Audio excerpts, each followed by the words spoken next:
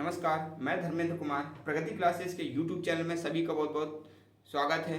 और बात करेंगे प्राथमिक शिक्षक चयन परीक्षा 2025 टेस्ट सीरीज क्रमांक 21। तो महत्वपूर्ण प्रश्न है। पहला प्रश्न है, आंसू गैस का घटक क्या है, यानी कि जो अपने आंसू निकलते हैं उसका घटक क्या है। तो क्लोरोपिक्रेन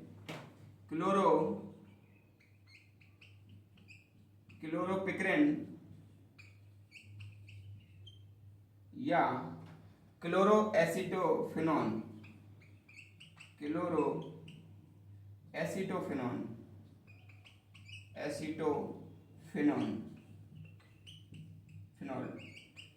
तो क्लोरोपिक्रेन या क्लोरोएसिटोफिनॉल ये जो है ना आंसू गैस का घटक है। जो पुलिस के द्वारा अश्रु के गोले छोड़े जाते हैं तो उसके अंदर या तो क्लोरोपिक्रेन होता है या क्लोरोएसिटोफिनॉल होता है।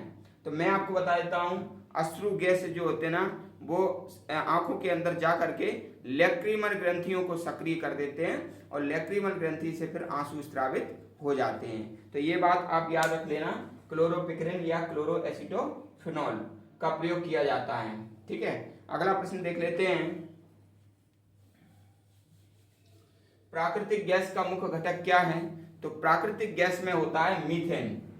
प्राकृतिक गैस में होता है मीथेन, और मीथेन जो है ना इसको मार्स गैस भी कहते हैं, मार्स गैस भी कहा जाता है, और ये प्राकृतिक गैस का घटक होता है। ठीक है, अगला देख लेते हैं, आयोडेक्स में किसकी गंध आती है।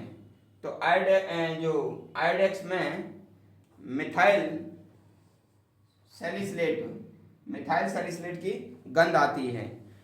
आयोडेक्स में मिथाइल सैलिसिलेट की गंध आती है। मिथाइल सैलिसिलेट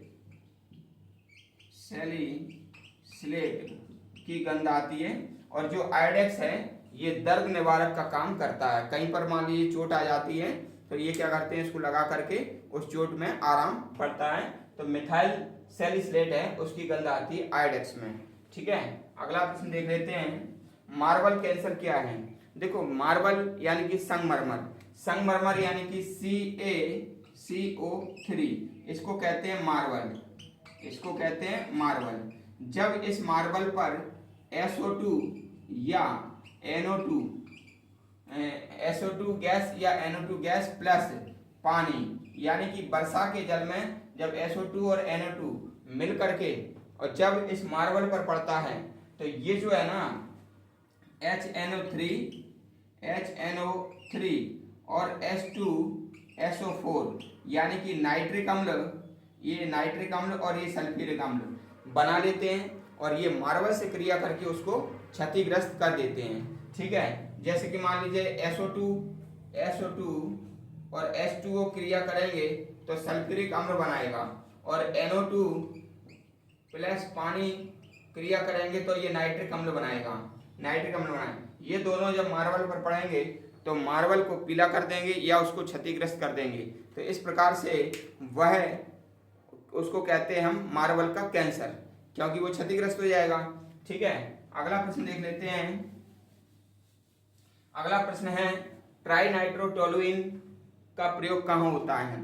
तो ट्राइनाइट्रोटोलुइन को कहते हैं TNT, इसको कहते हैं TNT, ट्राइनाइट्रोटोलुइन, और इसका प्रयोग करते हैं विस्फोटक के रूप में किया जाता है।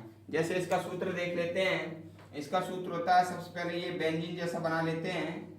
ये बेंजीन जैसा बनाने के बाद, ठीक है, और एक छोड़ के ये लगाते हैं, और यहाँ पर रहता है CH3 मैथिल ग्रुप होता है। ठीक है, मैथिल ग्रुप होता है। फिर एक यहाँ पर ये NO2 होता है, एक यहाँ पर NO2 होता है और एक यहाँ पर NO2 होता है। तो इस प्रकार से इसको हम कहते हैं ट्राइनाइट्रोटोलुइन, और ये जो है ना बहुत ज़्यादा विस्फोटक होता है। ठीक है, अगला प्रश्न देख लेते हैं। अगला प्रश्न है, नेल पॉलिश रिमूवर में क्या होता है। जैसे अपन नेल पॉलिश लगाई महिलाओं ने तो उसको हटाने के लिए नेल पॉलिश रिमूवर होता है, उसमें एसीटोन होता है। नेल पॉलिश रिमूवर में क्या होता है, एसीटोन होता है, एसीटोन। तो वो हट जाता है, तो नेल पॉलिश रिमूवर में एसीटोन होता है। बारूद में किसका प्रयोग होता है? तो बारूद में होता है नाइट्रोग्लिसरॉल का प्रयोग होता है। बारूद में नाइट्रोग्लिसरॉल नाइट्रोग्लिसरॉल का प्रयोग होता है। बारूद में क्या का प्रयोग होता है? नाइट्रोग्लिसरॉल का प्रयोग होता है। और ये बारूद का जो आविष्कार किया था वो किया था रोजर वेकन ने बारूद का आविष्कार किया था। ठीक है। अगला है अत्यधिक पसीने को किस यौगिक से रोकते हैं? तो अत्यधिक पसीने को रोकते हैं बोरिक अम्ल से। किससे रोकते हैं? बोरिक अम्ल से। ठीक है, ये बोरिक अम्ल है, बोरिक अम्ल।